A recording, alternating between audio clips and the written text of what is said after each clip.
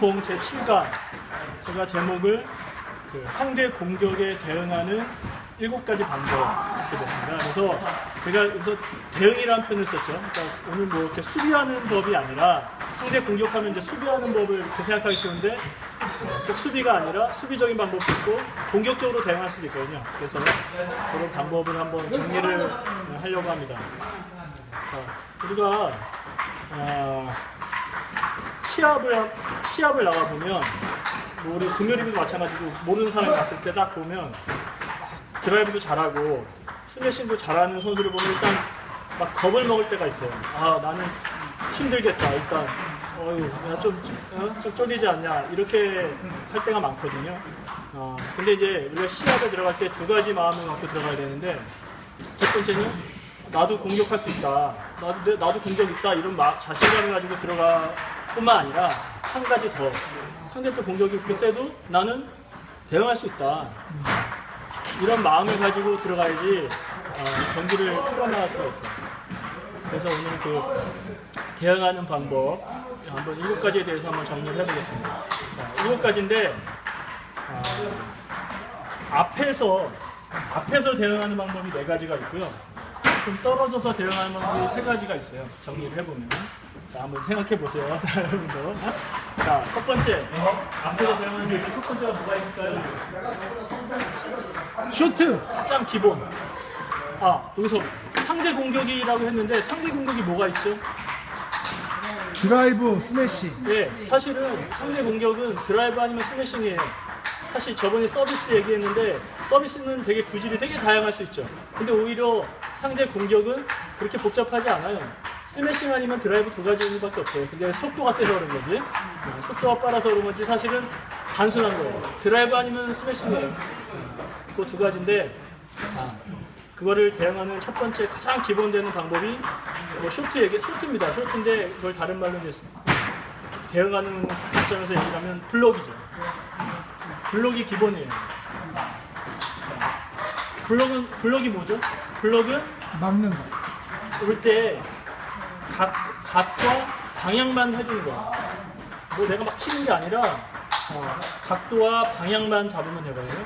사실 이 블록만 잘해도 우리 원일 보통 생활체육에서 2부까지 옵니다. 사실은 그걸 잘하는 게 사실은 경미 누나나 오키 누나나 그다음에 우리 홍자 누나나 이분들이 블록을 잘하는 거예요.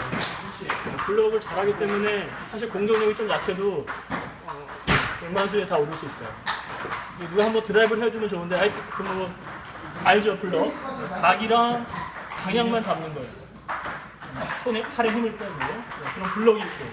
자, 2번째 뭐가 있을까요? 또 뭐 어떻게 하는 게 아세요?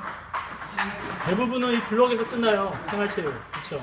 근데 이제 조금 더 나가야 됩니다. 뭐가 있냐면 블록이랑 비슷한데 위에서 이렇게 찍어주는 게 있어요. 이 기술 아세요? 잘 모르는 분이 많아요. 윤성형이나 모르고 가끔씩 해야죠. 있어요. 맞아. 나 모르고 하는 거. 그러니까 우리가 기본적인 블록은 상대편 공이 왔을 때 약간 전진 그대로 그 구질로 넘어갑니다. 그러니까 사실은 수비적인 블록이에요. 블록은 또 공격을 당합니다. 근데 약간 이렇게 위에서 내려 찍는 듯한 블록이 있어요. 윤성형이나 저도 가끔 하는데 윤성형이 잘하죠. 근데 실수가 좀 많은데 위에서 찍어주는 블록이 있어요. 그러면 그 구질은 카트성으로 넘어갑니다. 그거는 상대편이 드라이브였는데 똑같은 드라이브를 하면 안 됩니다. 더 루프로 공격을 해줘야 되거든요. 이것도 알아야 내가 공격도 또 할 수도 있습니다. 뭐가 있어요? 나오세요? 이건 뭐 선수들 경기에서 가끔 나오고 생활체육에서 잘 안 나오는데 특히 백사이드에서 드라이브 갈 때 뭐 블럭이 있고 여기서 찍는 것도 있고 옆으로 회전 주는 방법이 있어요. 사실은 이거 이제 고급 기술이죠.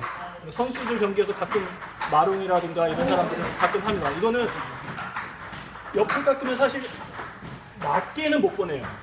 좀 뜨게 되지만 각자가 바뀝니다. 각자가 바뀌고 방향이 싹 바뀌기 때문에 공격하기 쉽지 않아요. 근데 그런 방법도 있어요. 갑자기 짧게 떨어질 때 팍 옆으로 끊어주는 게 있거든요. 그런 방법이 있어요. 이런 것도 연습을 자꾸 해봐야 됩니다, 사실은. 그 다음에 4번째 뭐가 있을까요? 앞에서 하는 방법 중에 기억이 안 나지. 이것도 이제 고급 기술인데 짧은 카운터 드라이브가 있어요. 카운터 드라이브. 상대편 드라이브 갔을 때 같이 치는 거죠. 근데 짧게 드라이브를 해야 된다. 앞에서 붙어 있으니까 앞에서 하는 거니까 길게 할 수 없죠. 짧게 해줘야지 나도 드라이브를 하는 거예요. 쉽게 말하면. 근데 뭐 짧아야 되겠죠. 어차피. 짧게. 근데 그 방법은 내가 평소에 하는 드라이브 폼으로 절대 할 수가 없습니다. 짧게 해야 되는데 그 요령은 좀 앉으면서 하게 돼요. 자연스럽게. 거의 앉으면서 이렇게 하면은 카운터 드라이브를 할 수가 있어요. 상대편 드라이브를 할 때 앉으면서 드라이브를 할 수가 있거든요. 네, 그런 카운터 드라이브도 사실 이제 올라가려면 그것도 연습을 제가 많이 하고 있는 지금 요새 공부하고 있는 기술입니다. 사실은.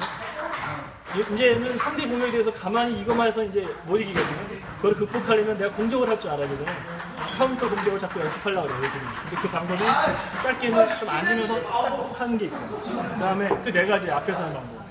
그 다음에 앞에서 아니면 약간 떨어져서 하는 방법이 있을 수 있죠. 떨어져서 하는 방법에 가장 해야 되는 게 어떤 방법이 있을까요?